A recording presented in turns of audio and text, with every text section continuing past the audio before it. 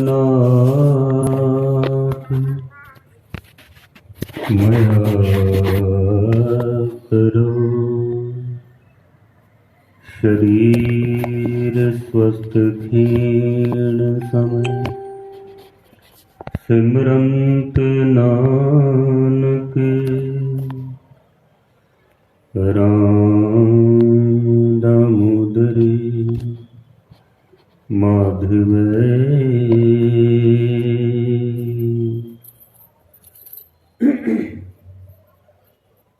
गुरु रूप सत्संग जियो।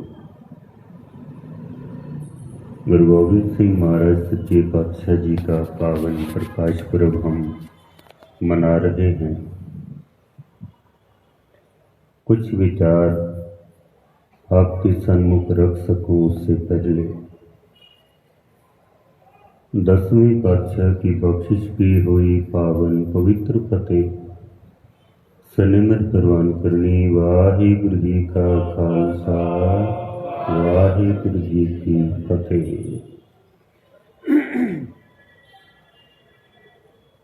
भाई साहब भाई गुरदास जी, एक भाई गुरदास जी हुए हैं गुरु अर्जन देव जी के समय में, जिन्होंने गुरु ग्रंथ साहब महाराज की संपादना की है, गुरु ग्रंथ साहब महाराज को लिखने की सेवा की है। वो गुरु अर्जन देव जी के समय में हुए हैं। एक भाई गुरदास जी हुए हैं गुरु गोबिंद सिंह जी के समय में। उनका नाम है भाई गुरदास सिंह। वो भाई गुरदास हैं, ये भाई गुरदास सिंह हैं। भाई गुरदास जी ने 40 बार लिखी है। उनकी वाणी को गुरु ग्रंथ साहब महाराज की कुंजी कहा जाता है, चाबी कहा जाता है। एक बार भाई गुरदास सिंह जी ने लिखी है। उस वार के अंदर गुरु गोबिंद सिंह महाराज की वो सिफत करते हैं, सतगुर के गुण बयान करते हैं। भाई गुरदास जी लिखते हैं कि वह प्रगट्यो पुरख भगवंत रूप गुरु गोविंद सूरा। एक पंक्ति के अंदर भाई गुरदास सिंह जी ने गुरु गोबिंद सिंह महाराज की पूरी व्याख्या कर दी है। एक पंक्ति के अंदर वह प्रगट्यो, वो प्रगट हुए कौन? पुरख भगवंत रूप गुरु गोविंद सूरा। इतनी बातें एक ही पंक्ति के अंदर कह दी हैं। वह प्रगट्यो प्रगट हुए हैं, जो हम प्रगट दिवस सतगुरु का मना रहे हैं। पुरख, पुरख कहते हैं पूरा हुआ। जैसे हम मूल मंत्र जब हम पढ़ते हैं, एक ओंकार सतनाम करता पुरख। पुरख के अर्थ है जो हर जगह पर मौजूद हो, हर जगह पे। ऐसा नहीं भी एक जगह पर है और दूसरी जगह पे नहीं है। पुरख का मतलब है जो पूरा हुआ है, जो हर पूरी बसंता सा पुरखा, जो हर पुरी के अंदर, हर जगह के अंदर जो बसता है। आम आदमी हर जगह पे नहीं हो सकता है। फिर जो हम बनाते हैं, मान लो मैंने कोई चीज बनाई है, चीज बनाकर मैं अलग हो जाता हूँ, बनाई हुई वस्तु अलग हो जाती है। जैसे कुम्हार एक घड़ा बनाता है, कुम्हार ने घड़ा बनाया, अब कुम्हार अलग है और घड़ा अलग है। कुम्हार को ढूंढना हो तो कुम्हार के घर जाना पड़ेगा, घड़े के अंदर कुम्हार नहीं मिलेगा आपको। वो अलग है, वो अलग है। जैसे किसी मिस्त्री ने मकान बनाया है तो मकान अलग है, मिस्त्री अलग है। बनाकर मिस्त्री पता नहीं कहाँ चले जाते हैं। बनाने वाला अलग है, बनाई हुई वस्तु अलग है। लेकिन जो पूरा हुआ है, जो पूरन है, जो पुरख है, उसने जो कुछ भी बनाया है हर वस्तु के अंदर वो मौजूद है। हर वस्तु के अंदर। दुनिया की ऐसी कोई चीज नहीं है जिसके अंदर परमात्मा ना हो। ऐसी कोई चीज नहीं है। ए जग सच्चे की है कोठड़ी, सच्चे का विचवास।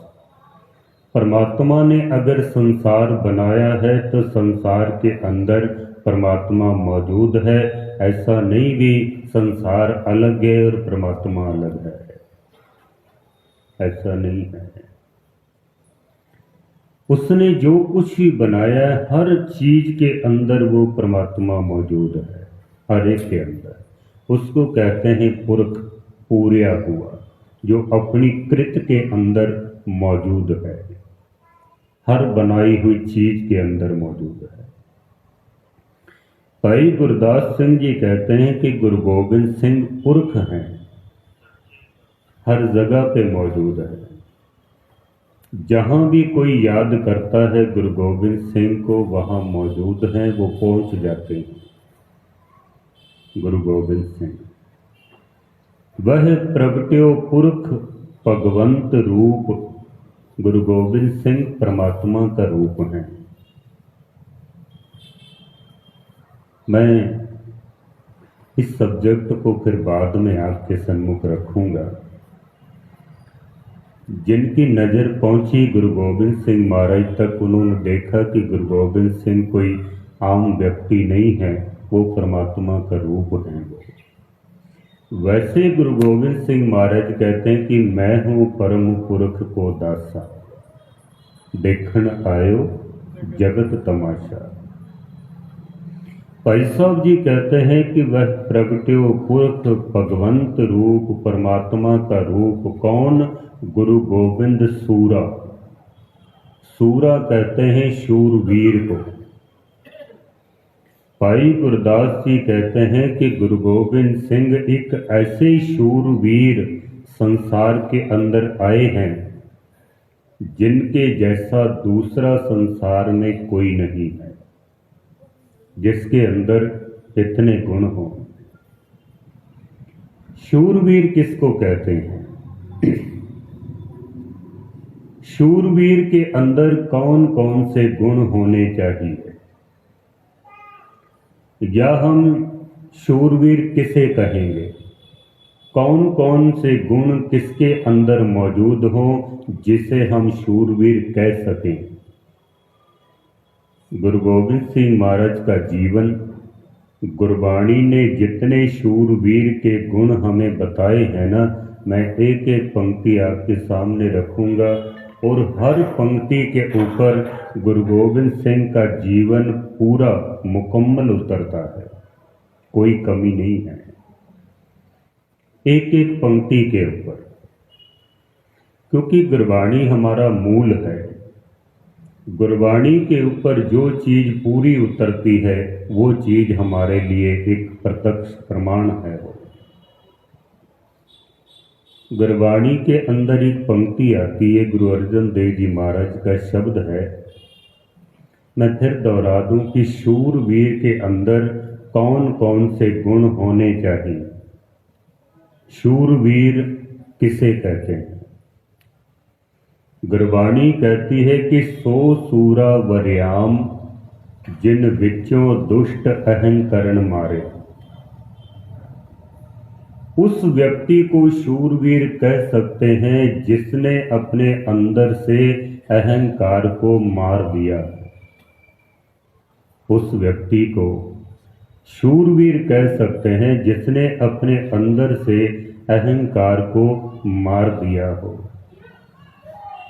अहंकार को मारना बड़ा मुश्किल काम है। अहंकार नहीं मरता है। अहं का मतलब क्या होता है? अहं मैं, अहंकार। गुरु नानक सच्चे पातशाह जी कहते हैं कि दुनिया का सबसे बड़ा रोग है तो वो अहंकार का है। हमें दीर्घ रोग है। दीर्घ कहते हैं कि बड़ा रोग, इससे बड़ा कोई रोग नहीं है। हमें दीर्घ रोग है। हमें का रोग संसार के अंदर सबसे ज्यादा है। इसके रोगी बहुत मिलते हैं। हमें का मतलब है कि मैं हूं तो कुछ भी नहीं है, बस इतनी बात है। मैं हूं तो कुछ नहीं है। आदमी जब भी बोलता है तो उसकी मैं उसके अंदर से बाहर निकलती है। जब भी बोलता है मैं ये कर सकता हूँ, मैं ये करूँगा, मैंने ये किया है, मेरे सिवाय इसको कोई नहीं कर सकता है। आदमी यही कहता है मैं हूं तो कुछ भी नहीं है। दूसरे को आदमी कुछ समझता ही नहीं। कबीर साहब कहते हैं कि आपस को दीर्घ कर माने औरन को लग मात, मन सा बच्चा कर्म ना हो देखे दोजक जात। कबीर साहब कहते हैं कि जो आदमी अपने आप को पूरा अक्षर समझता है और दूसरे को छोटी छोटी मात्रा समझता है, आपस को दीर्घ कर माने। दीर्घ बड़ा कहते हैं। औरन को लग मात, लगा मात्रा छोटी होती है। कबीर साहब कहते हैं कि मन सा बाचा कर्म ना हो देखे दोजक जात। जो आदमी दूसरे को कुछ समझता नहीं है वो आदमी मैं नरकों में जाते हुए देखता हूँ। भगत कबीर साहब ऐसा कह रहे। जो अपने आप को कुछ समझता है, दूसरे को कुछ समझता ही नहीं है, बस मैं ही मैं हूँ। गुरुद्वारे में हम आए हैं सत्संगत करने का, बाणी पढ़ने का, कथा कीर्तन सुनने का। एक ही लाभ है, मैं अंदर से मिट जाए और तू का अंदर प्रकाश हो जाए। ये मूल लाभ है हमारा। मैं अंदर से मिट जाए, सत्संगत करने का यही लाभ है। अगर मैं नहीं मिटी तो समझ लेना कि अभी सत्संगत का असर नहीं हुआ है। कर तो रहे हैं हम, लेकिन असर नहीं है। मैं जिस दिन मिट जाएगी, एक विद्वान कहता है कि मिटा दे अपनी हस्ती को, अपने आप को मिटा दो। मिटा दे अपनी हस्ती को अगर किछ मर्तबा चाहे, कि दाना खाक में मिलकर गुलो गुलजार होता है। मिट्टी के अंदर अगर एक अनाज का दाना हम डाल दें, वो अनाज का दाना अगर कहे कि मैं अपने आप को मिटाऊंगा ही नहीं, वो कभी भी पेड़ नहीं बन सकता है। जिस दिन वो बीज मिटेगा उस दिन एक बड़ा दरख्त बनेगा, उसको फल लगेंगे, फूल लगेंगे, लोगों को छाया मिलेगी। जिस दिन बीज मिट जाएगा, जब तक बीज बीज रहेगा वो कभी भी दरख्त नहीं बन सकता है। जिस दिन मिटेगा एक दरख्त बन जाएगा। जब तक हमारे अंदर मैं है तब तक हम मैं ही रहेंगे। जिस दिन मैं मिट गया ना, उस दिन आदमी इतना बड़ा हो जाएगा जितना बड़ा परमात्मा है। जितना बड़ा परमात्मा की जितनी हस्ती है ना, इसीलिए तो कहा है कि संत राम में भेद किछ नाही, एक जन कई में लाख करोड़ी। एक संत जब अपने अंदर से मैं को मिटा देता है वो फिर परमात्मा का रूप हो जाता है। जैसे हम बरसी मना रहे हैं अभी 25-26 श्रीमान संत बाबा थारिया सिंह जी को, जिन्होंने अपनी मैं को मिटा दिया। आज लाखों लोग उनको याद करते हैं। क्यों करते हैं? सिर्फ इसलिए करते हैं क्योंकि परमात्मा का रूप हो गए हैं। उनकी मैं अंदर से मिट गई है। गुरबाणी कहती है कि जब तक अंदर मैं मौजूद है, जब हम होते तब तू नहीं, अब तू ही मैं नहीं। जब तक परमात्मा मैं होता हूं तो फिर तू नहीं होता, जब तू होता है तो फिर मैं नहीं होता। एक ही चीज रह सकती है, या मैं रहूंगा या तू रहेगा। जब हम होते तब तू नाही, अब तू ही मैं नाही। हे परमात्मा, जब तक मैं होता हूं तो फिर तू नहीं होता, जब तू होता है तो फिर मैं नहीं होता। अब ये अपने अंदर हम झांक कर देखें भी, मैं है कि तू है। मैं अर्ज कर रहा था कि सत्संगत में हम आते हैं किस लिए, हमारी मैं मिट जाए, लेकिन यहाँ आकर हमारी मैं और बढ़ जाती है। यहाँ आके आदमी यहीं आकर कहता है मैंने इतने पाठ किए हैं, मैंने इतना सिमरन किया है, मैं तो 4 बजे ही उठ गया था सुबह, इतनी देर मैंने बंदगी की है, इतना मैंने दान किया है, इतनी मैंने सेवा की है। यहाँ आकर मैं हमारी और बढ़ जाती है, मैं हमारी मिट जानी चाहिए, लेकिन यहीं पर आकर हमारी मैं और बढ़ जाती है। मैं तो हैरान हो जाता हूँ जब कभी कोई गुरुद्वारे में 10 रुपए देता है ना, तो वो ग्रंथी सिंह से कहता है कि मेरे नाम की अब अरदास करना, जोर से मेरा नाम बोलना, ताकि लोगों को पता चले कि 10 रुपए मैंने दिए हैं, लोगों को पता चले। यहाँ तो बहुत अच्छा माहौल है, यहाँ मैंने नहीं देखा ऐसा, लेकिन बहुत सारे गुरुद्वारों में ना 3-3 लिस्टें पकड़ी रखते हैं ज्ञानी सिंह बेचारे, 3-3 लिस्टें, 50-50 नाम उसमें होते हैं। अरदास की पंक्तियां चाहे छूट जाए तो कोई बात नहीं है, लेकिन किसी का नाम नहीं छूटना चाहिए, क्योंकि अगर किसी का नाम रह गया ना तो अरदास के बाद फिर ग्रंथी सिंह की शामत आ जाती है कि मैंने इतना कुछ दिया और तूने मेरा नाम ही नहीं लिया। अरदास एक ऐसी चीज है जो बहुत ही एकाग्रता के साथ करने वाली है। महाराज तो कहते हैं कि अरदास अगर दिल से हो जाए ना तो तत्क्षण के अंदर, 1 सेकंड के अंदर हमारी अरदास कबूल हो जाती है। दिल से जो बात निकलती है असर रखती है, पर नहीं ताकते परवाज मगर रखती है। महाराज कहते हैं कि अरदास कर, पर कैसे, सारी अपनी चतुराइयाँ सियाणपा अपने गुण सब छोड़कर फिर तू अरदास कर, मन जोड़ के एकाग्रचित होके तेरी अरदास उसी वक्त कबूल हो जाएगी। पर हम तो ग्रंथी सिंह को अरदास करने ही नहीं देते हैं। उसका बेचारे का सारा ध्यान तो उस लिस्ट में होता है भी किसी का नाम रह ना जाए, ये तो मेरी नौकरी खतरे में पड़ जाएगी। हम उसको अरदास करने ही नहीं देते हैं, फिर इल्ज़ाम लगा देते हैं गुरु ग्रंथ साहब के ऊपर कि महाराज हमारी अरदास नहीं सुनते हैं, हमने अरदास करने ही नहीं दी है, गुरु तो सुनने के लिए हर वक्त तैयार बैठा हुआ है। पर हमारे अंदर यही होता है कि मैंने इतना दिया है तो मेरा नाम लिखो।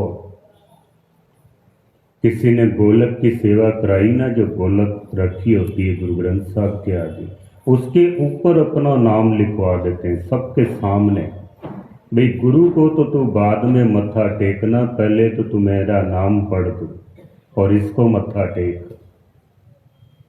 किसी ने पालकी की सेवा करवाई तो पालकी के ऊपर गुरु ग्रंथ साहब से भी ऊपर अपना नाम लिखवा देते हैं, ये पालकी की सेवा मैंने करवाई है। यहाँ आकर हमारी मैं और बढ़ जाती है। कोई अगर कुछ सेवा करवा देना, किसी ने कमरा बनवाया उसके बाहर पत्थर लगवा देते हैं, ये कमरा मैंने बनवाया है। किसी ने निशान साहब की सेवा कराई तो वहाँ अपना नाम लिखवा दिया। एक जगह पे तो मैं पढ़ के दंग रह गया, किसी ने एक कमरा बनाया तो उसके बाहर एक पत्थर लगा हुआ था, उसके ऊपर लिखा हुआ था सरदार महेंद्र सिंह सन ऑफ सरदार प्रीतम सिंह। नीचे उसने अपना एड्रेस लिखा हुआ। 1,51,000 रुपये देकर इस कमरे की सेवा गुप्त कराई है। सारा अपना इतिहास लिखा हुआ है और उसके नीचे लिखा हुआ है कि इस कमरे की सेवा गुप्त कराई है। ऐसे गुप्त दानी हमें रोज मिल जाते हैं गुरुद्वारे के अंदर, जो थोड़ा सा दे के और अपना इतिहास ऊपर लिख देते हैं। मस्कीन साहब जी पटना साहब के अंदर शाम के वक्त रहराज साहब का पाठ कर रहे थे, शाम का वक्त था। तो मस्कीन जी ने देखा कि बाहर फर्श के ऊपर कोई बुजुर्ग व्यक्ति कुछ ढूंढ रहा है। तो मस्कीन जी ने सोचा भी शायद इसका कुछ गुम गया, बुजुर्ग आदमी है, दिखाई नहीं देता, अंधेरा है, मैं इसको ढूंढ के देता हूँ।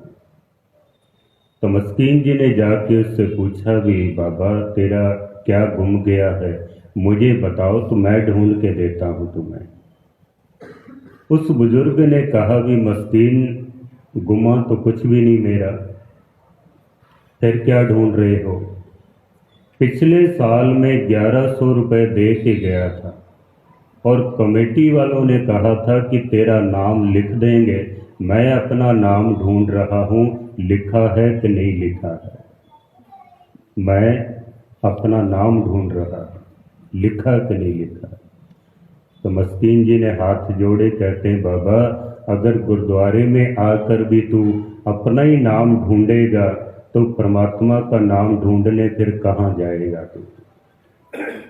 परमात्मा का नाम कहाँ ढूंढेंगे फिर? लेकिन हम गुरुद्वारे में अपना ही नाम ढूंढने के लिए आते हैं। अपना नाम मैंने दान दिया है, किसी को पता चला कि नहीं चला है। पहले तो वो जुबान से बोल कर लोगों को बताता है, जब उसकी तसल्ली नहीं होता तो फिर वो अक्षरों से लिख कर लोगों को बताता है। भाई मैं बोलूँगा तो 2 मिनट मेरे बोलने का असर रहेगा, लिखा हुआ तो सालों साल तक चलेगा, सालों साल।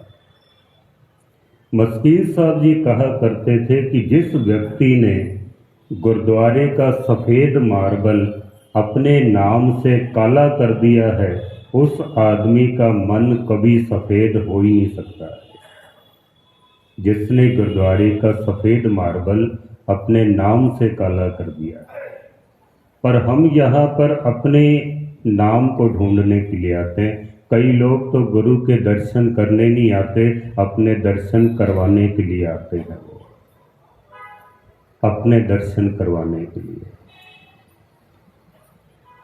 गुरुद्वारे में आना हो ना, तो हम ऐसे ऐसे कपड़े पहन के आते हैं भी लोगों का ध्यान मेरे ऊपर होना चाहिए भी ये कौन आया है, लोगों का ध्यान मेरे ऊपर हो। खास करके हमारी माता बहनों को तो गुरुपुरब हो ना, 20 तारीख को गुरुपुरब हो, तो उनको दिसंबर में चिंता हो जाती है कि गुरुपुरब वाले दिन कौन से कपड़े पहन के जाएंगे। वहीं से चिंता शुरू हो जाती है। फिर महंगे से महंगा सूट पहनकर हम गुरुद्वारे में आते हैं, महंगे से महंगा। कारण सिर्फ इतना ही होता है कि गुरु के दर्शन करने नहीं आए हैं, अपने दर्शन करवाने के लिए आए हैं। भी लोगों की नज़र मेरे ऊपर पड़े, भी मैं भी आया, मेरे कपड़ों की चर्चा हो, मेरी चर्चा हो, मेरे नाम की चर्चा हो। किसी ज़माने में जब हम गुरु ग्रंथ साहब को मत्था टेकते थे ना, तो हम अपने ये दोनों हाथ गुरु ग्रंथ साहब के चरणों में रख देते थे भी हे सच्चे पातशाह, अगर कोई उल्टी लकीर भी है मेरे हाथ में, तेरे चरणों पे हाथ रखूँगा तो मेरी ये उल्टी लकीरें भी सीधी हो जाएंगी। जैसे रबड़ की मोर होती है ना, उसके ऊपर अक्षर उल्टे लिखे होते हैं, पर जब वो स्याही लग के कागज के ऊपर लगती है तो वो अक्षर सीधे हो जाते हैं। जब ये हाथ हमारे गुरु ग्रंथ साहब के चरणों पर रखे जाते हैं ना, जितनी भी उल्टी लकीरें हो वो सारी आपकी सीधी हो जाती है। आज हम जब मत्था टेकते हैं गुरु ग्रंथ साहब महाराज को, पहले जब हम मत्था टेकते थे तो दोनों हाथ ऐसे रखते थे। अभी जब आदमी मत्था टेकता है ना तो एक हाथ तो हमारा जेब पर होता है कि मोबाइल ना गिर जाए हमारा। हर आदमी की यही प्रॉब्लम है। एक हाथ हमारा जेब पर होता है कि मोबाइल ना गिर जाए, दूसरे हाथ से हम कपड़ों को पकड़ के खींच खींच के उसको पूरा करते हैं, कहीं हमारा शरीर नगन ना हो जाए, हमारा शरीर नगन ना हो जाए। एक गरीब आदमी के कपड़े फटे हुए हैं, उसका तन नगन होता है, बेचारे की मजबूरी है, वो क्या करे, उसके पास पैसे नहीं है, तन के कपड़े फटे हुए हैं। एक गरीब आदमी का तन अगर नगन हो तो उसकी मजबूरी है, पर ऐसा देखा जाता है जितना आदमी के पास धन बढ़ता जाता है उसके कपड़े उतने ही छोटे होते जाते हैं। अब आप इसको अमीर कहोगे या गरीब कहो। पहले कोई हमारा कपड़ा फाड़ देता था तो हम उससे लड़ने चले जाते थे, आजकल तो आदमी खुद ही फाड़ फाड़ के डिजाइन बना रहा है उसमें। पता नहीं एक अजीबो गरीब से कार्टून बन के रह गए हैं हम। गुरु नानक सच्चे पातशाह कहते हैं कि सत्संगत के अंदर अगर तेरे कपड़े देखकर किसी का मन भटक जाए तो तेरे पहने हुए कपड़े पाप का कारण बन जाते हैं। बाबा होर पहनन खुशी खुआर, जित पहनदे तन पीड़िए, मन में चले विकार। ऐसे कपड़े जिनको देखकर किसी का मन भटक जाए, गुरु नानक सच्चे पातशाह कहते हैं तू सत्संगत में आके भी पापी है, तू यहाँ आके भी पापी है। कहना पड़ता है हमें क्योंकि माहौल बहुत बिगड़ते जा रहे हैं, कपड़े दिन पे दिन छोटे होते जा रहे हैं, आगे पता नहीं कैसा समय आने वाला है, इसलिए थोड़ा चेताना पड़ता है हमें। सत्संगत में हम आते हैं अपने दर्शन कराने के लिए, गुरु के दर्शन करने नहीं आते हैं। यहाँ भी अपने नाम का चर्चा हो, मैंने इतना दान दिया है, मैंने ये किया है, मैं ये कर सकता हूँ, मैं ये कर सकता हूँ, तो कुछ भी नहीं है, सब मैं ही मैं हूँ बस। मस्कीन जी को दिल्ली के अंदर एक सज्जन गुरुद्वारा दिखा रहा था, कहता ज्ञानी जी देखो ये लंगर हाल मैंने बनवाया, ये दीवान हाल मैंने बनवाया, पालकी मैंने बनवाई है, फर्श मैंने लगवाया है, लाइटिंग मैंने करवाई है, स्कूल मैंने बनाया है। जितने भी प्रोग्राम चलते हैं अगर मैं ना हूँ तो ये प्रोग्राम भी नहीं चल सकते। जब उसने बहुत ज़्यादा ही मैं किया ना, भाई मैं ना हूँ तो कुछ हो ही नहीं सकता, तो मस्कीन जी किसी से डरते तो है नहीं थे। वो कहा करते थे कि सच कहना अगर बगावत है तो समझो हम भी बागी हैं।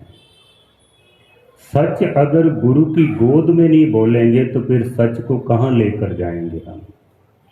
अगर गुरु की गोद में नहीं बोलेंगे तो और कहाँ सच बोलेंगे। जब उसने बहुत ज़्यादा ही किया ना, भी मैं ना हूँ तो ये कुछ भी नहीं हो सकता है। मस्कीन जी डरते नहीं थे। मस्कीन जी कहते हैं तू मर के देख, तेरे मरने के बाद भी ये सब कुछ होता रहेगा, तो तू कर रहा है।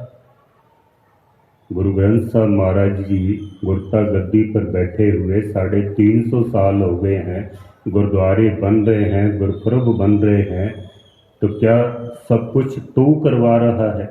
अगर तू नहीं होगा तो क्या कुछ भी नहीं होगा। पर आदमी यही कहता है कि अगर मैं ना हूं तो कुछ भी नहीं हो सकता।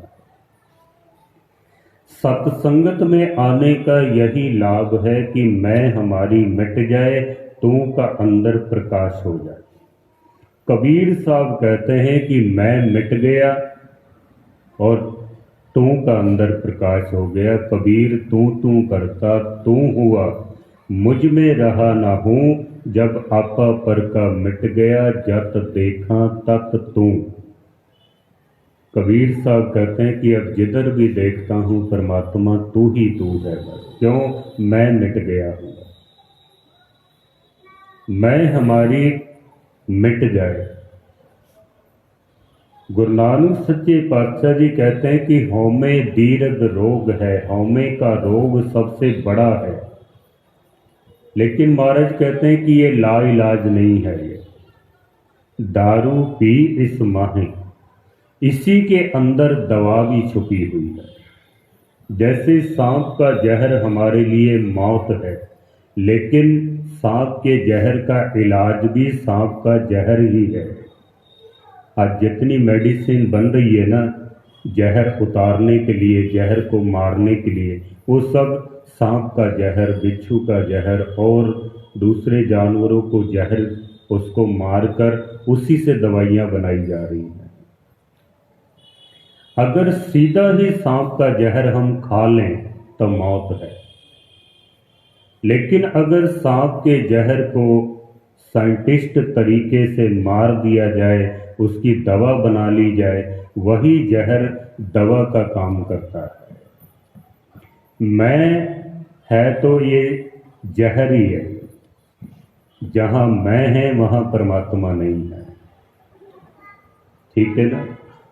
लेकिन अगर मैं का थोड़ा सा रूप बदल जाए, सिर्फ थोड़ा सा रूप बस, जहां हम गुणों के ऊपर अहंकार करते हैं, मेरा शरीर इतना सुंदर है, मैं इतना पढ़ा लिखा हूँ, मेरे पास इतना धन है, मेरे शरीर में इतनी ताकत है, मेरा इतना बड़ा परिवार है, मेरा इतना बड़ा कारोबार है, जहाँ हम इन गुणों के ऊपर अहंकार करते हैं ना, गुरबाणी कहती है इसको तू छोड़ दे और अपने अवगुणों के ऊपर, कि मैं कितना अवगुण हारा हूँ, अपने अवगुणों को देख।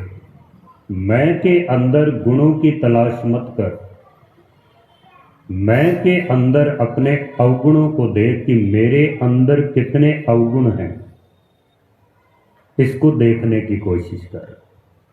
जब ये मैं का तरीका बदल जाएगा ना, यकीन जानो परमात्मा आपके अंदर होगा और आपकी मैं भी रहेगी। मैं निर्गुण यारे कौ गुण नाही, आपे तरस पियो। अब है तो मैं, ये भी मैं ही है ना। मैं कीता ना जाता हराम खोर, हूँ क्या मुँह देसा दुष्ट चोर। है तो ये भी मैं ही है ना। गुरु रामदास महाराज सच्चे पातशाह जी कहते हैं कि हर के जन सतगुर सतपुरखा, बिनव करो गुर पास, हम कीरे किरम सतगुर शरणाई, कर दया नाम प्रगास। गुरु रामदास महाराज जैसी महान शख्सियत कह रही है कि हम कीरे किरम, कीड़े थोड़े बड़े होते हैं, किरम बहुत छोटे होते हैं। सतगुरु कहते हैं कि हे परमात्मा, मैं तेरे चरणों का एक छोटा सा किरम हूं मैं। जो हमरी विद होती मेरे सतगुरा, साबित तुम हर जानो आपे, हम रुलते फिरते कोई बात ना पूछता, गुर सतगुर संग कीरे हम थापे।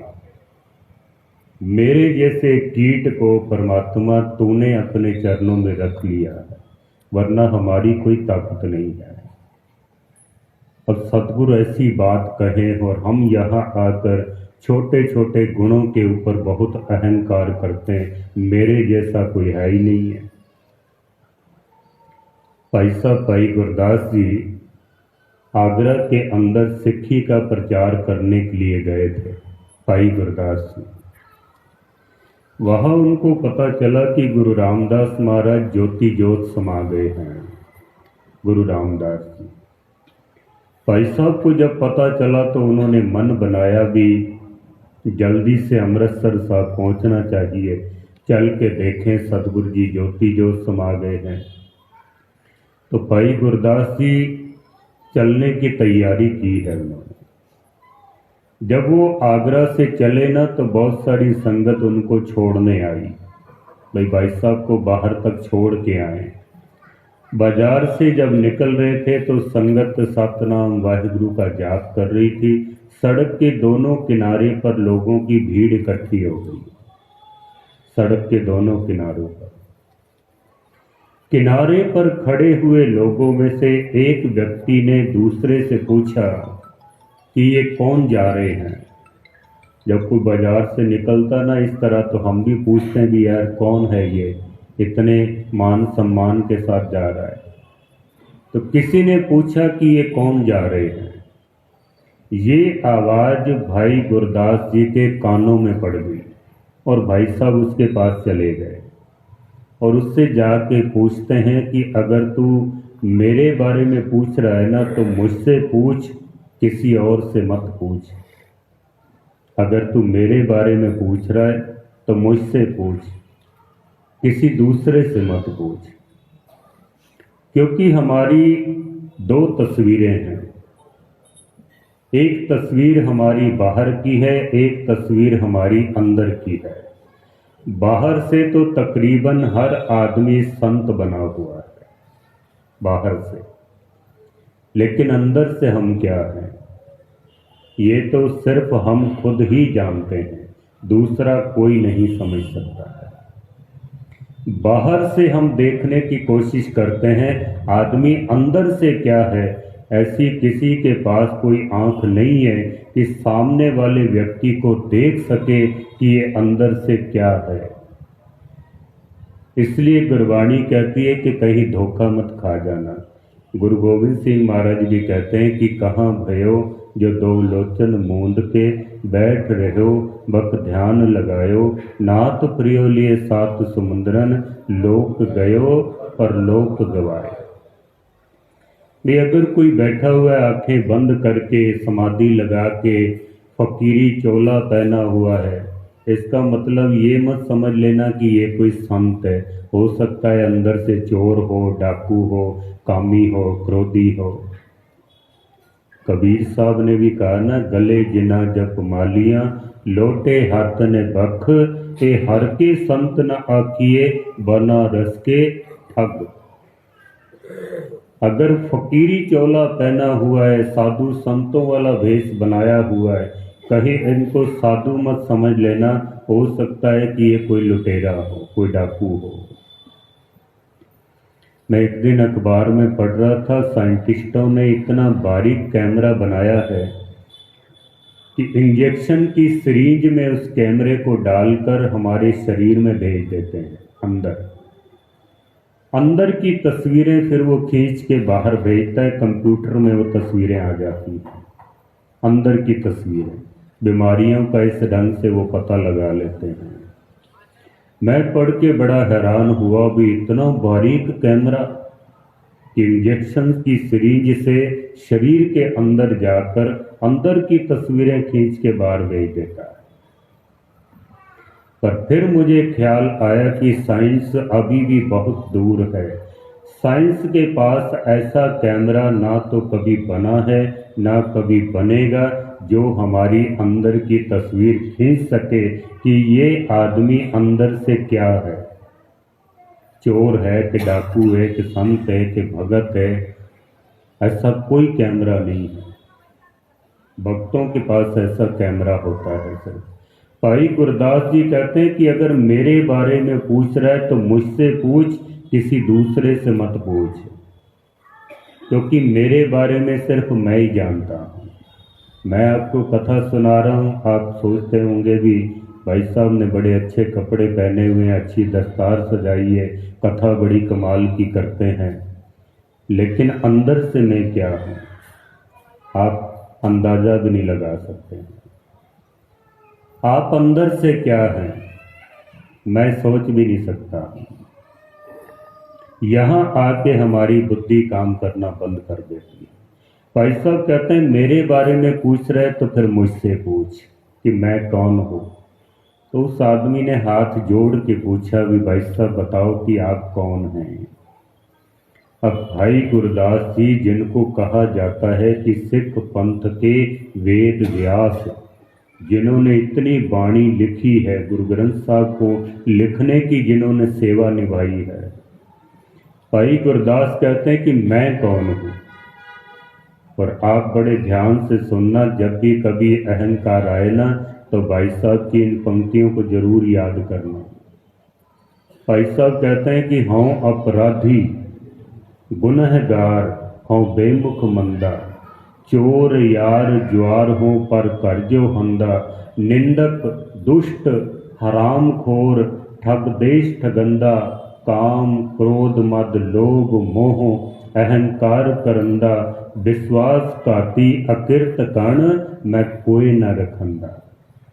भाई साहब कहते हैं कि मेरे जैसा तो कोई अकिरत गण ही नहीं है।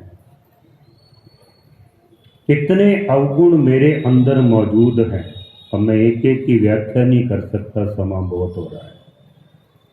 उस व्यक्ति ने पूछा कि अगर आपके अंदर इतने अवगुण हैं तो फिर आपका इतना सम्मान क्यों हो रहा है। वे लोग पीछे चल रहे हैं, फूलों की बरखा हो रही है, सतनाम वाहिगुरु का जाप हो रहा है, और आप कह रहे हैं कि मेरे अंदर तो इतने सारे अवगुण हैं, गुण तो कोई है ही नहीं है। भाई गुरदास जी की आंखों में आंसू आ गए। भाई साहब कहते हैं कि तू पूछता है ना कि मेरा इतना सम्मान क्यों है। भाई साहब कहते हैं कि गुरु और रामदास महाराज सच्चे बादशाह ने मेरे शीश के ऊपर अपना हाथ रख दिया है। सिमर मुरीदा टाडियाँ सतगुरु बख्शंदा, ये तो गुरु रामदास महाराज की कृपा है कि जिन्होंने मेहर भरा हाथ मेरे शीश पे रखा और मेरे जैसे अवगुण हारे मनुष्य का इतना मान सम्मान हो गया है, वरना मेरे अंदर इतने अवगुण हैं।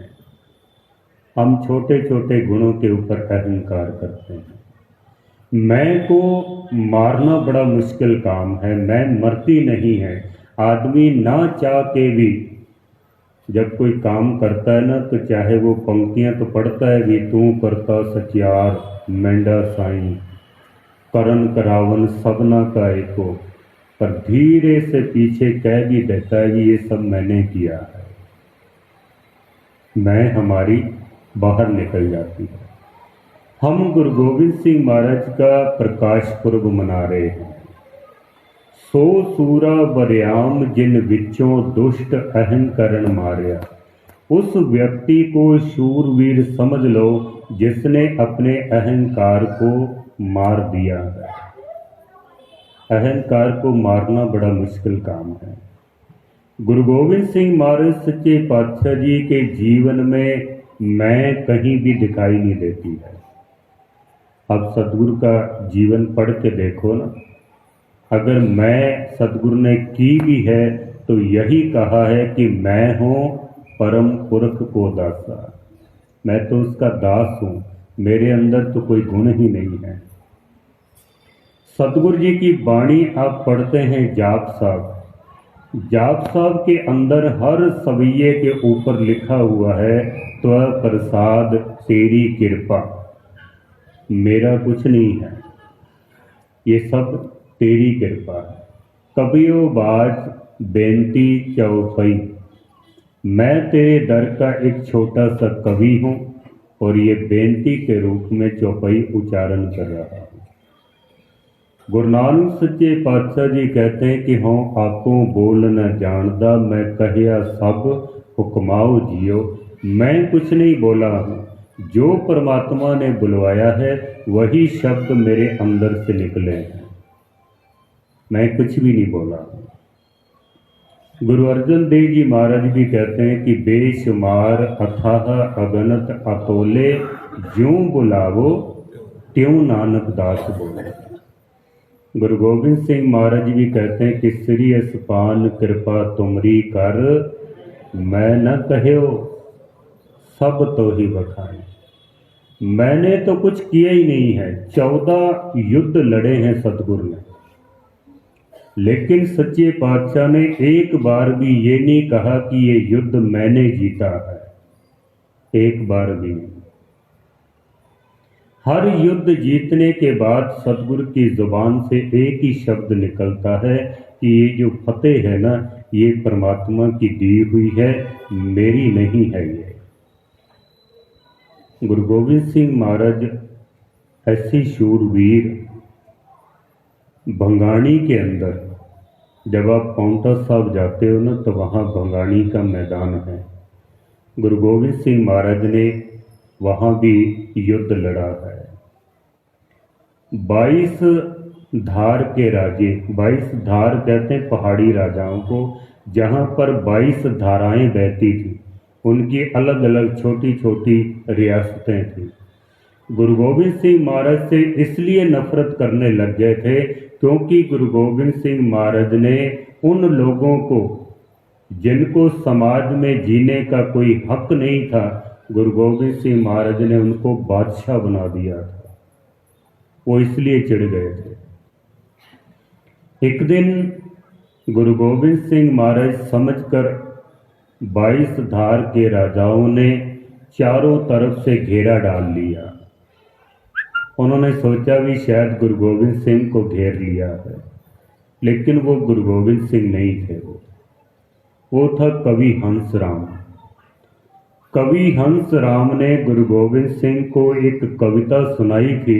महाराज इतने प्रसन्न हुए, एक कविता के बदले में सतगुरु ने 60,000 सोने की मोहरें थैली में डाल के और उसकी गोद में डाल दी। महाराज एक कविता के बदले सिर्फ 60,000 सोने की मोहरें। आज इतना मान सम्मान नहीं होता कवियों का या रागी प्रचारकों का जितना होना चाहिए। एक सतगुरु ने उसको सबसे कीमती घोड़ा दिया, उस घोड़े को भी सोने चांदी से श्रृंगार किया हुआ था। एक महाराज ने हाथी दे दिया, इतना धन उसके पास। महाराज ने सोचा कहीं रास्ते में कोई इसको लूट ना ले, तो महाराज ने 100 सिखों को भी साथ में भेज दिया, वे इसको घर तक छोड़ के आओ, रास्ते में कोई इसको लूट ना ले। फिर महाराज ने सोचा भी ये मामूली कवि नहीं है, ये गुरु गोविंद सिंह के दरबार का कवि है। तो जब ये बाजार से निकले तो शानो शौकत के साथ निकले। महाराज ने आगे एक नगारची को भी रख दिया। अब आगे नगाड़ा बजता जा रहा है, पीछे कवि हंसराम। कवि हंसराम की दाढ़ी बहुत लंबी थी, शीश पर दस्तार सजाता था, ऊपर कलगी भी लगाता था। घोड़े के ऊपर बैठा हुआ, पीछे हाथी, हाथी के पीछे 100 गुरु के सिख। हंसराम ने सोचा भी शायद गुरु गोविंद सिंह जा रहे हैं। उन्होंने चारों तरफ से घेर लिया। हंसराम भी समझ गया भी इनको बहुत बड़ी भूल हुई है, मुझे गुरु गोविंद सिंह समझ रहे हैं, मैं गुरु गोविंद सिंह तो हूँ नहीं, कहीं ऐसा ना हो कि खामखा मारा जाऊं मैं। तो उसने कहा पहले एक कविता सुन लो, अगर जरूरत पड़ी तो फिर शस्त्र भी चला लेंगे हम। उसने एक कविता सुनाई है। वो कहता है धुंदुबी धुकारे बाजे मानो जलदर घाजे, गर्जद निशान ओ बेभान छिपो जात है, हाथिन के हल्का हजारन गने के है, जटट जवाहर जो जगमग गात है, कोर साजे जोर कर नालन को शोर सुने, संकट सुरेश ओ नरेश बिल खात है, हंस राम कह बिराजो जिन पाजो, गुरु गोविंद के मांगे कविराज चले जात हैं। कहता है कि मैं गुरु गोविंद सिंह नहीं हूँ, मैं गुरु गोविंद सिंह के दर का एक मंगता हूँ मैं। तो जो हरिचंद हंडूरा था ना, पहाड़ी राजा, वो देख के कहता है भी ये मंगतों के हाल हैं। ये इतना कीमती इसके पास घोड़ा है, आगे नगारा बजता हुआ जा रहा है, सोने की मोहरों से भरी हुई थैली इसके पास है, पीछे इतना कीमती हाथी है, उसके पीछे 100 सिख हैं। ये अगर मंगतों के हाल हैं तो फिर गुरु के क्या हाल होंगे फिर। बोले सोनिहार। अगर ये मंगते के हाल हैं तो उसने हंस राम को तो जाने दिया, भी इसको जाने दो यहाँ। एक दिन गुरु गोविंद सिंह महाराज शिकार के लिए निकले थे। सिर्फ 40 सिख महाराज के साथ में थे, 40 सिख। और हंस राम ने सतगुरु को घेर लिया। जब सतगुरु के सामने आया ना, तो हंस राम हरिचंद हंडूरा जो पहाड़ी राजा था, गुरु गोविंद सिंह महाराज से कहता है कि अब आप कहीं जा तो सकते नहीं हैं, क्योंकि हमारी सेना ने चारों तरफ से घेर लिया है। 80,000 की हमारी सेना है, सिख आपके बहुत कम हैं, अब आप कहीं जा नहीं सकते हैं। पहले हम दोनों आपस में तीरंदाजी करें, क्योंकि इसको अपनी तीरंदाजी के ऊपर बड़ा मान था, बड़ा अहंकार था इसको, कि मेरे जैसा कोई तीरंदाज हो ही नहीं सकता है। गुरु गोविंद सिंह महाराज से कहता है कि पहले हम दोनों आपस में तीरंदाजी करें, अगर जरूरत पड़ी तो फिर बाकी सेना बाद में लड़ेगी, पहले हम आपस में निपट लें। गुरु गोविंद सिंह महाराज कहते हैं जैसी तेरी मर्जी है। हरिचंद कहता है भी ठीक है, पहले आप वार करो और मैं बचाता हूं। गुरु गोविंद सिंह महाराज कहते हैं कि हरिचंद, पहले हम गुरु नानक की गद्दी के वारिस हैं, हम पहले हम संत हैं, सिपाही बाद में हैं। और किसी संत का काम ही नहीं है कि किसी के ऊपर पहला वार करे। कोई संत किसी के ऊपर पहले वार नहीं करता। पहला वार तू कर। महाराज कहते हैं कि हम बचाएंगे, पहला वार तू कर ले। हरिचंद हंडूरा अंदर से बड़ा खुश हुआ, भाई ठीक है, ये संत तो हो सकते हैं लेकिन राजनीतिक नहीं हो सकते ये, क्योंकि राजनीतिक व्यक्ति कभी किसी को पहला मौका देता ही नहीं है। वो तो इंतजार कर रहा है कि कब मुझे मौका मिले और अगले आदमी को ख़त्म कर दिया जाए। भाई भाई को मौका नहीं देता है तो राजनीतिक कहाँ से देंगे किसी को मौका। आजकल तो भाई भाई को मौका नहीं देता। ये संत तो हो सकते हैं लेकिन राजनीतिक नहीं है। हरिचंद सोचता है भी पहला मौका मिला है और ये आखिरी मौका ही है, क्योंकि इसके बाद गुरु गोविंद सिंह का काम तमाम कर दूंगा मैं एक ही तीर के साथ। पर फिर सोचता है कि सतगुरु का जो घोड़ा है ना, ये घोड़ा बड़ा ताकतवर है, ये अपने मालिक को लेकर बड़े बड़े पहाड़ों को पार करके और अपने मालिक की जान बचा लेता है। बड़े बड़े नाले के ऊपर से कूद कर उनको पार करके अपने मालिक को दुश्मनों की पकड़ से दूर ले जाता है। मन में सोचता है कि क्यों ना पहले इस घोड़े को खत्म किया जाए। उसने तीर निकाला जोड़ के कमान के साथ और पहले सतगुरु के घोड़े का निशाना बनाया, जो सतगुरु का घोड़ा था। महाराज सच्चे पातशाह जी लिखते हैं कि हरिचंद कोपे कमाणम संभारं प्रथम बाजियं ताण बाणं प्रहारं। बाजी कहते हैं घोड़े को। पहला तीर उसने मारा सतगुरु के घोड़े को, पर महाराज कहते हैं कि घोड़े ने अपना थोड़ा सा सिर हिला दिया और वो जो तीर था ना, घोड़े के कान को छूकर और निकल गया, घोड़ा बच गया। हरिचंद बड़ा हैरान हुआ, भी पहला मौका मिला था ये तो खाली चला गया है, अब तो गुरुदेव वार करेंगे। इसने बहुत धीमी सी आवाज से गुरु गोविंद सिंह महाराज को कहा, भी अब आप वार करो और मैं बचाता हूँ, अब आप वार कीजिए मैं बचाता हूँ। गुरु गोविंद सिंह महाराज कहते नहीं, अभी भी हम परमात्मा की मस्ती में मस्त हैं, दूसरा वार भी तू ही कर ले। जब इतिहासकार इस घटना को पढ़ते हैं ना, तो वह हैरान हो जाते हैं कि किसी जानी दुश्मन को मैदाने जंग के अंदर अगर किसी ने दूसरा मौका दिया है तो वो केवल गुरु गोविंद सिंह हैं और कोई नहीं है, सिर्फ गुरु गोविंद सिंह। महाराज कहते हैं दूसरा वार भी तू ही कर ले। हरिचंद सोचते भी एक तीर मेरा खता चला गया, खाली चला गया, तो क्या दूसरा तीर भी खाली चला जाएगा? ऐसा तो हो नहीं सकता। एक बार गलती हो गई है, दोबारा तो नहीं ना होगी।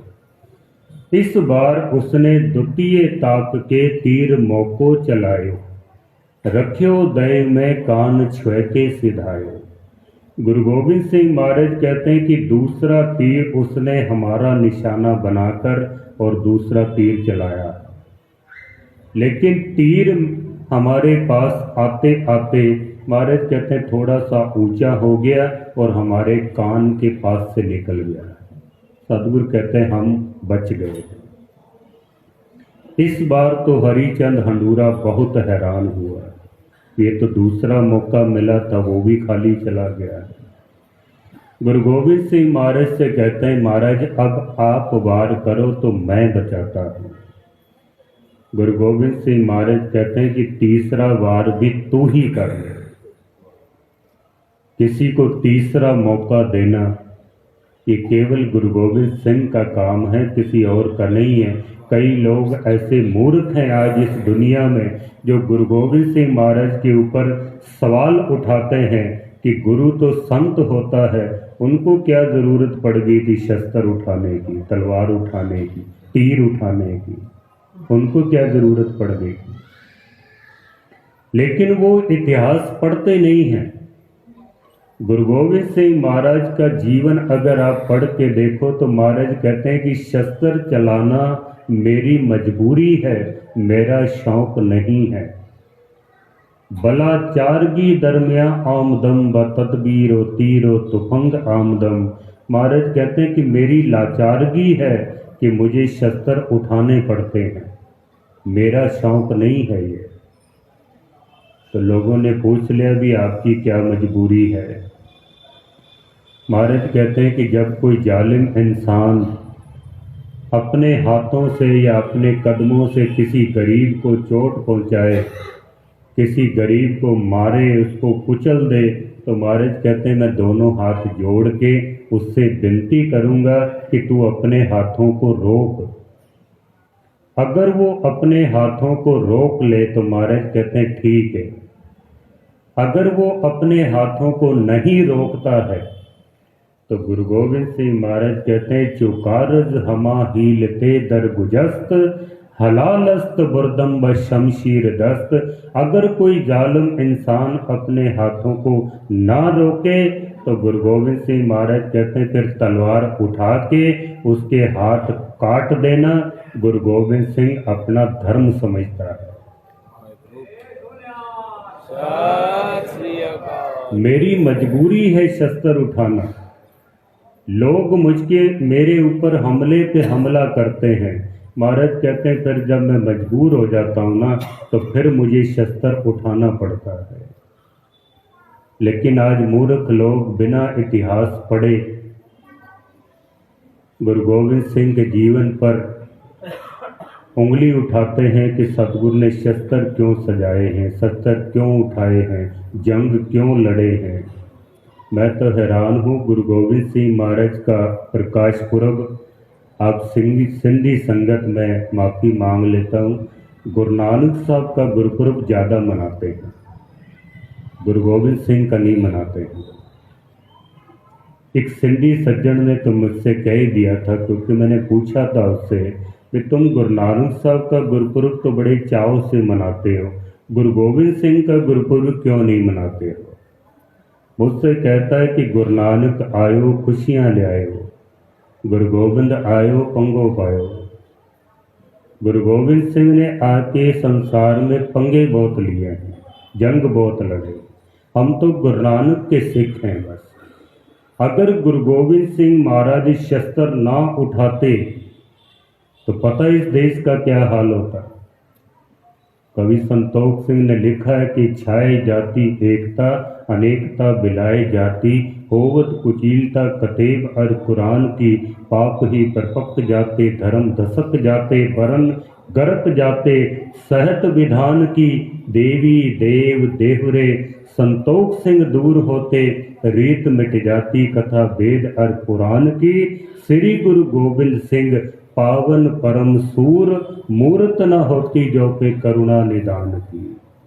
अगर गुरु गोविंद सिंह महाराज जैसी महान शूरवीर आत्मा ना होती तो कवि संतोष सिंह कहते हैं आज जो मंदिरों के ऊपर सोने के कलश झूल रहे हैं, जो झंडे झूल रहे हैं, जो मंदिरों के अंदर आज रामायण और गीता की कथा हो रही है, ये कथा आज नहीं होने चाहिए। छाए जाती एकता, एक ही धर्म रह जाता बस। किसी विद्वान की पंक्तियां, मुझे उसका नाम तो नहीं मिला, पर मैं जब भी पढ़ता हूँ ना तो उसके चरणों में नमस्कार जरूर करता हूँ। वो कहता है कि अगर जन्म ना लेते गुरु गोविंद सिंह, अगर जन्म ना लेते गुरु गोविंद सिंह, हिंदू हिंदी ना हिंदुस्तान होता। तीन बातें कही हैं। अगर जन्म ना लेते गुरु गोविंद सिंह, हिंदू हिंदी ना हिंदुस्तान होता। मंदिर शिवाला कोई नजर ना आता, हर शख्स आज मुसलमान होता, हर आदमी आज मुसलमान होता। अगर गुरु गोविंद सिंह महाराज ना होते तो, अगर सतगुरु जी ना होते तो छाए जाती एकता, एक ही धर्म रह जाता है। पर गुरु गोविंद सिंह साहब के साथ इंसाफ नहीं किया गया है। अल्लाह यार था जोगी कहता है कि इंसाफ करे जी में जमाना तो यकीन है, कह दे गुरु गोविंद का सानी ही नहीं है। गुरु गोविंद सिंह का कोई मुकाबला नहीं कर सकता है। अगर इंसाफ के तराजू में तोल कर देखा जाए तो गुरु गोविंद सिंह जैसा दूसरा कोई नहीं है, गुरु गोविंद जी जैसा। लेकिन ये कहता है कि गुरु गोविंद सिंह के साथ हमने इंसाफ नहीं किया है, ना अपनों ने किया ना बेगानों ने किया है। गुरु गोविंद सिंह महाराज का प्रकाश पुरब और गुरु तेग बहादुर साहब का शहीदी पुरब सिखों से ज़्यादा हिंदुओं को मनाना चाहिए, क्योंकि अगर गुरु तेग बहादुर साहब अपने खून को ना डोलते तो आज जो हिंदू भाइयों के माथे पर तिलक लगा हुआ है ना, ये माथे का तिलक आज ना होता। अगर गुरु तेग बहादुर साहब महाराज अपने श्वासों की डोरी को ना तोड़ते तो आज जो हिंदू भाइयों के गले में जनेऊ की डोरी है ना, ये जनेऊ की डोरी ना होती है।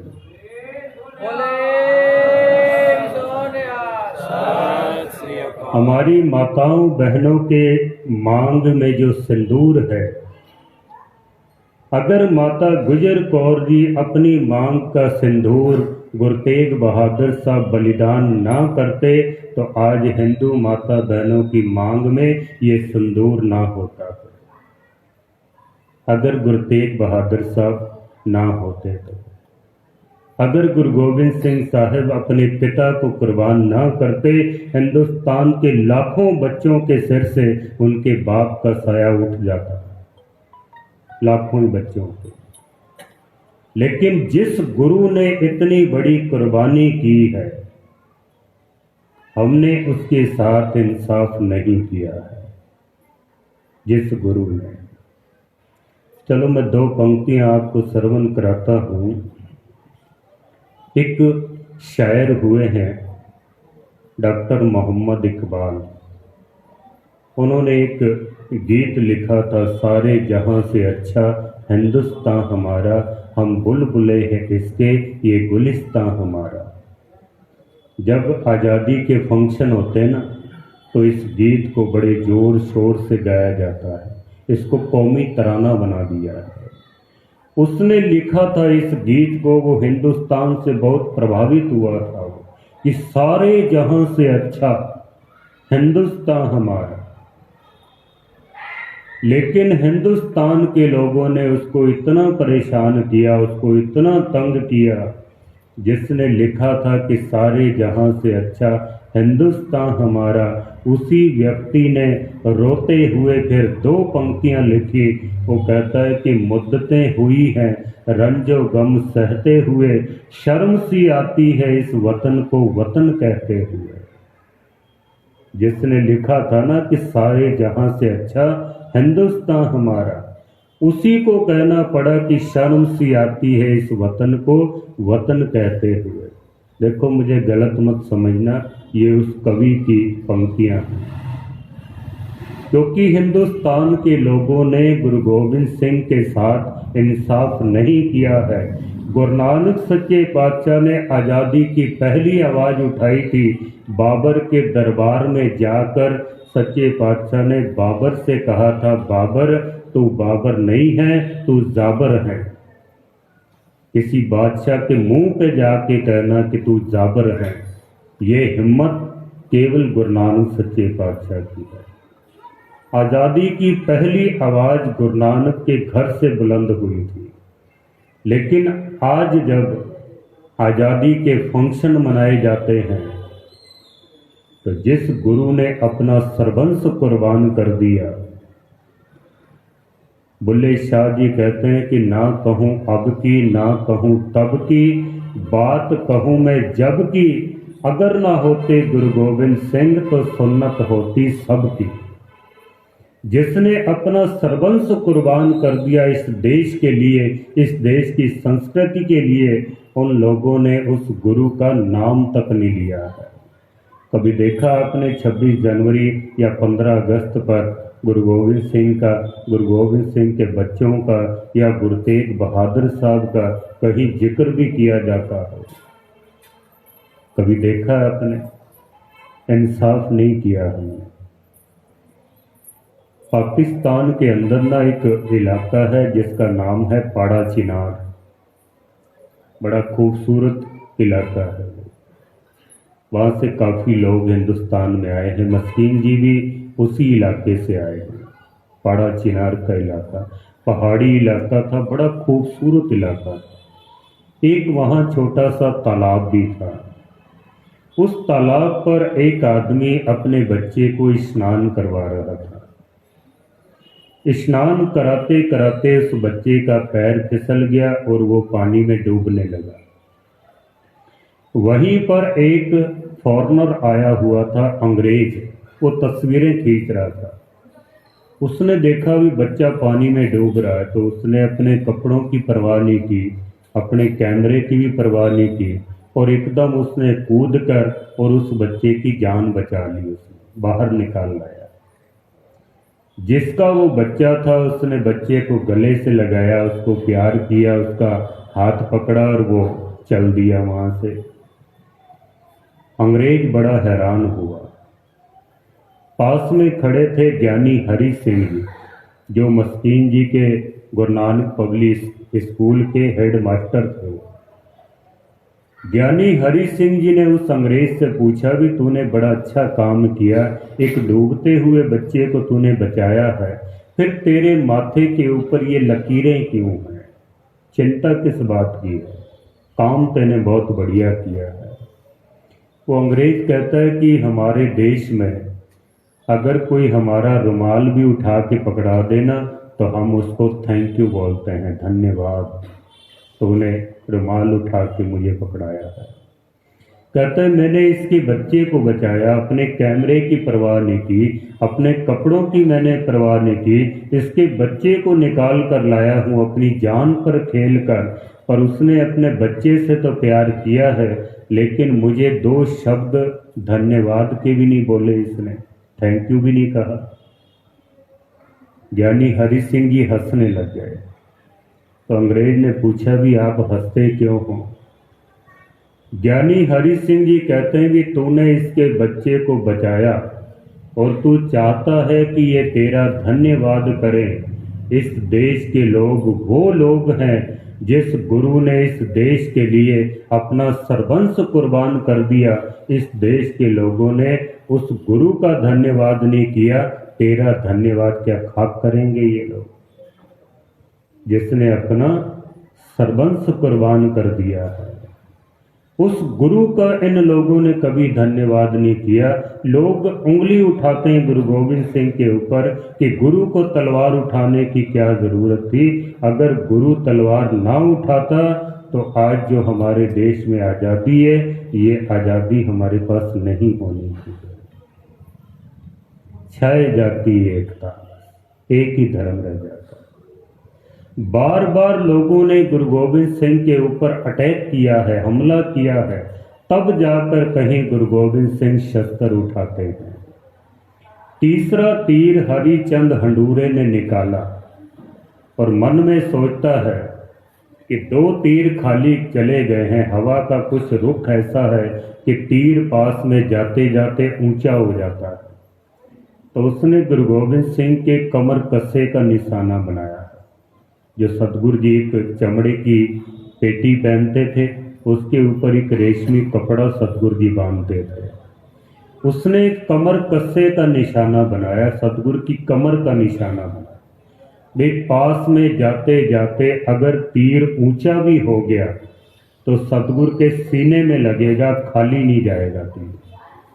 गुरु गोविंद सिंह महाराज कहते हैं कि इस बार तृतीय तीर मार्यो सुपेटी मझारम विद्यंग चिलकतंग द्वाल पार्यंग प्रहारम। सतगुरु कहते हैं कि तीसरा तीर उसने मारा हमारी पेटी में, कमर कस्से में, लेकिन इस बार तीर निशाने पर लगा। जहां उसने निशाना लगाया था वहीं आकर लगा। तीर रेशमी कपड़े को फाड़कर, चमड़े की पेटी को चीरकर, तीर की नोक गुरु गोविंद सिंह महाराज के शरीर तक पहुंच गई है। और महाराज लिखते हैं कि चुभी चुंच चरमंग कछु घाय न आयो। थोड़ी सी तीर की नोक महाराज कहते हैं मेरे शरीर के साथ लगी और थोड़ा सा खून बाहर निकला है। तीर लगा और थोड़ा सा खून निकला है। 3 हमले किए हैं हरिचंद हंडूरे ने। तीसरा तीर जब सतगुरु के शरीर पे लगता है तब महाराज कहते हैं कि जबे बाण लाग्यो तबे रोस जागियो। वरना सतगुरु को कभी क्रोध नहीं आया। जब सच्चे पातशाह जी को बाण लगता है तो महाराज कहते हैं जबे बाण लाग्यो तबे रोस जागियो। महाराज ने एक तीर निकाल के जोड़ के कमान के साथ और हरिचंद हंडूरे से कहा कि हरिचंद अब अगर तू परमात्मा का वास्ता भी देगा तो हमारा ये तीर अब रुकेगा नहीं। तो 3 बार कर चुका है। और महाराज ने एक ही तीर से हरिचंद मारे सुजोधा लतारे। एक ही तीर जाकर हरिचंद को ऐसा लगा कि घोड़े से वो नीचे आ गया है। एक ही तीर में उसकी जितनी भी सेना थी ना वो सारी भाग गई। वे राजा ही खत्म हो गया तो अब लड़ेगा कौन। बिना राजा के कभी सेना नहीं लड़ा करती है। 80,000 की सेना के अंदर गुरु गोविंद सिंह महाराज की जीत होती है। गुरु गोविंद सिंह महाराज दोनों हाथ जोड़कर सुरत जोड़ के निरंकार से और महाराज कहते हैं कि भई जीत मेरी कृपा काल केरी। हे निरंकार, ये जो 80,000 की सेना में मेरी जीत हुई है, हे निरंकार ये मेरी जीत नहीं है, ये तेरी जीत है। जब सतगुरु जी अपने महलों में आए ना तो सिखों ने आके कहा महाराज आपकी बड़ी जीत हुई है, कमाल कर दिया आपने। गुरु गोविंद सिंह महाराज कहते हैं मेरी जीत नहीं है। सिखों ने कहा महाराज फिर किसकी जीत है। गुरु गोविंद सिंह महाराज कहते हैं कि ये जीत है वाहिगुरु जी का खालसा, वाहिगुरु जी की फतेह। ये खालसा भी वाहिगुरु का है और जो फतेह मिली है वो फतेह भी वाहिगुरु की है, मेरी फतेह नहीं है। सतगुरु के जीवन में अहंकार कहीं भी दिखाई नहीं देता है। सो सूरा वरियाम जिन विचों दुष्ट अहंकरण मारिया। जिसने अपने अंदर से अहंकार को मार लिया, गुरबाणी कहती है कि वही सबसे बड़ा शूरवीर है, और वो शूरवीर हैं गुरु गोबिंद सिंह। बाकी विचार कल आपको श्रवण कराऊंगा। आओ कुछ समा, क्योंकि वाहिगुरु गुरु मंत्र है, जप हमें खोई। अहंकार को मारने का सबसे बढ़िया तरीका है, वो है वाहिगुरु मंत्र का सिमरन। आओ 2-4 मिनट हम सिमरन करें। धुन में ध्यान, ध्यान में जानिया गुरमुख अकथ कहानी। धुन बनाकर उसमें अपने ध्यान को जोड़कर सिमरन करें, फिर परमात्मा के हमें दर्शन होंगे। पता है मंदिरों के ऊपर बड़े बड़े गुंबद क्यों बनाए जाते हैं? जिन्होंने बनाए ना उनको भी पता नहीं है, क्योंकि मैंने पूछा था एक कारीगर से, भाई तुम ये इतने बड़े गुंबद बना रहे हो, ये किस लिए होते हैं? फिर जो मंदिर बनवा रहा था मैंने उससे भी पूछा भी ये इतने बड़े गुंबद क्यों बनाए जाते हैं मंदिरों के ऊपर? कहते पता नहीं, लोगों ने बनाए, हम भी बना रहे हैं। दरअसल गुंबद इसलिए बनाए जाते थे कि मंदिर के अंदर जो परमेश्वर के नाम की जो आवाज है ना, वो उसमें गूंजती है, उसकी एक धुन बनती है। उस धुन में जब ध्यान जुड़ जाता है ना, तो फिर परमात्मा की प्राप्ति होती है। जिस दिन धुन में ध्यान जुड़ेगा, इसलिए जब भी सिमरन करो ना, तो बड़ी शांति के साथ, बड़े प्यार के साथ सिमरन करना चाहिए। आजकल जैसे स्टेजों पे सिमरन कराते हैं ना, पूरी स्टेज ही हिला के रख देते हैं। बच्चे तो बेचारे कई डर ही जाते हैं, पता नहीं भूत ही प्रकट ना हो जाए बीच में। किसी की दस्तार खुल जाती है, किसी के कपड़े कहीं चले गए, उसको सिमरन नहीं कहते हैं। हर का बिलोवना बिलोवो मेरे भाई, सहज बिलोवो जैसे तत ना जाए। सहज अवस्था में जल्दी जल्दी करोगे तो जल्दी थक जाओगे। अगर सहज में करोगे, जैसे श्वास अगर हम तेज तेज लेंगे तो थक जाएंगे, श्वास और उखड़ जाएंगे। पर दिन भर श्वास चलते रहते हम थकते ही नहीं है। क्यों नहीं थकते? क्योंकि एक सहज अवस्था में वो अपने आप चल रहे हैं। ऐसी सहज अवस्था में आओ 2-4 मिनट हम सिमरन करें, फिर उपरंत समाप्ति है। बहुत बहुत धन्यवाद। आप बहुत टिक कर श्रवण करते हो।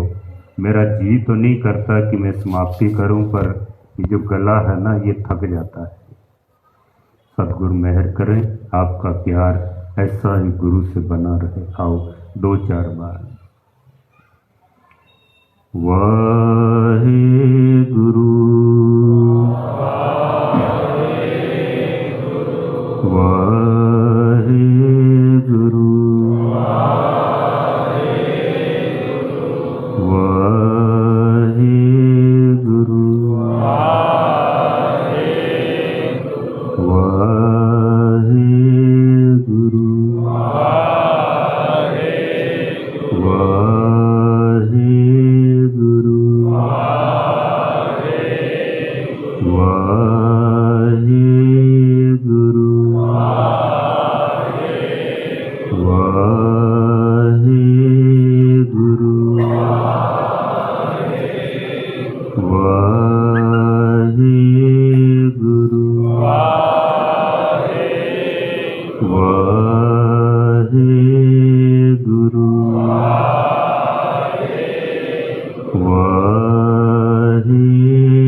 गुरु वाहे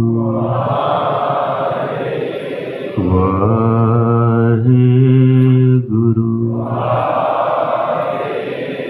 वाहे गुरु वाहे गुरु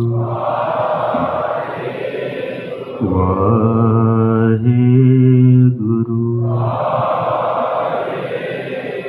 वाहे गुरु वाहे गुरु वाहे गुरु वाहे गुरु वाहे गुरु वाहे ਵਾਹਿਗੁਰੂ ਵਾਹਿਗੁਰੂ ਵਾਹਿਗੁਰੂ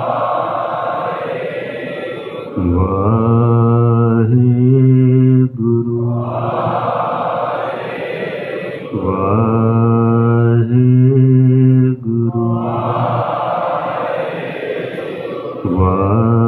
ਵਾਹਿਗੁਰੂ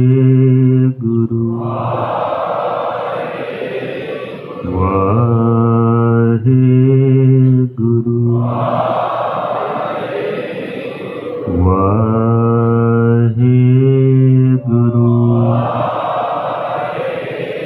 ਵਾਹਿਗੁਰੂ